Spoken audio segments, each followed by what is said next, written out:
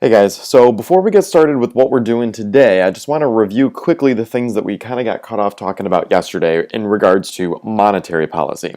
So remember that we talked about fiscal policy, which is taxation and spending. Those are tools that the federal government has in order to influence the economy. However, those two tools take a long time to change.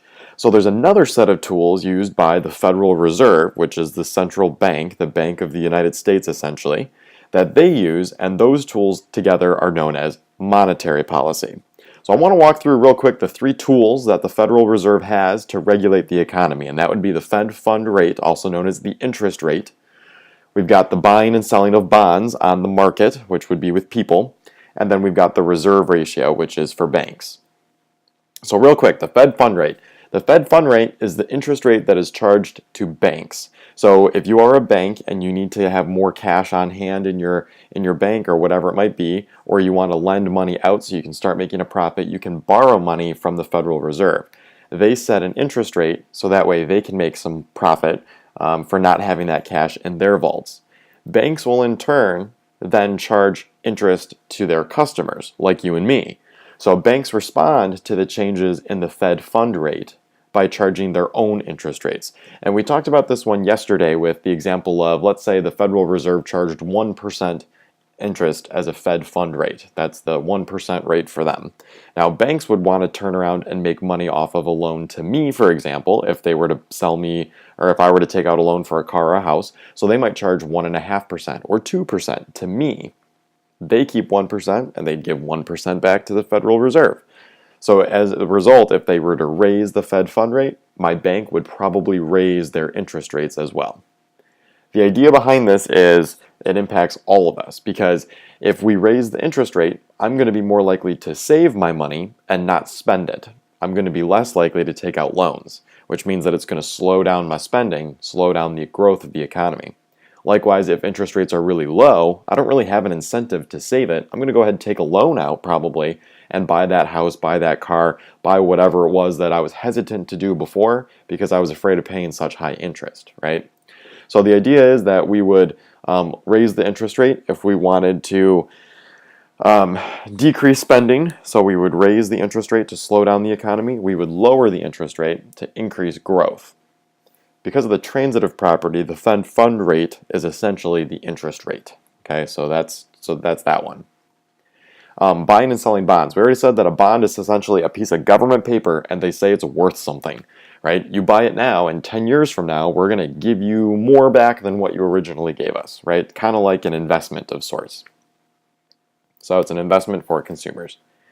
The idea, though, the government will use this, the Federal Reserve, rather, uses this as a tool. So the idea is if they want to get cash out on the market in our pockets, so we'll go spend it, they're going to say, hey, bring us those pieces of paper we sold you and we'll give you the cash back. Now you have cash and you can go spend it on stuff. That's going to grow the economy. If, however, they look and say, we're growing too fast, the government will say, hey, you want to buy this piece of paper from us? You give us cash, we'll give you paper. You can't spend the paper, so we'll keep the cash, and then in the future it'll be worth something. But really what they're doing is they're taking cash off the market, out of our pockets, so we're no longer spending as much, which will slow down the growth of inflation. The last thing is the reserve ratio. The reserve ratio is the percentage of cash that a bank has to keep in its vaults. So if a bank has $1 million worth of deposits, let's say that 10 of us each go put in, what would that be, $10,000 or $100,000, right? We put in $100,000 each. So I've deposited money into the bank. That means their deposits are worth $1 million. The Federal Reserve will say you have to keep a certain percentage of that cash in your vault for day-to-day stuff. So they might say, yo, bank, you need to keep like 20% of that. You need to keep $200,000 in your vault. So that way, when people come, you can give them cash. So the idea, though, is that the higher the percentage, the less cash banks can loan out, right? If I say you have to keep 80% of that, that means they can only loan out 20% of what their deposits are worth. So the bank could only loan out $200,000 if they said you got to keep 80% of it in your vault. So the Federal Reserve sets that as a rule and banks have to follow it. And so through this, the Federal Reserve can influence how much cash is loaned out to people to spend. They could likewise lower the percentage and say, that you only need to keep 10%, which means the bank is going to loan out 90% of that money to people to go buy houses, buy cars, buy boats, buy whatever it is they want to do, get an education. That's going to increase spending. Now, what you're going to do today is manipulating these variables to try to influence the economy. I'm going to be very upfront with you. It's going to be really, really tough. So what I'm going to have you do, you have a worksheet that goes with this. This is the game you're going to play. There's a link in Schoology for you. When you get into the game, you can read the instructions. I would highly recommend you read the instructions. It'll tell you how to operate everything, and then you can click play. You're going to be going over the course of 16 quarters. So a year is broken into 4 quarters, so 4 fiscal quarters.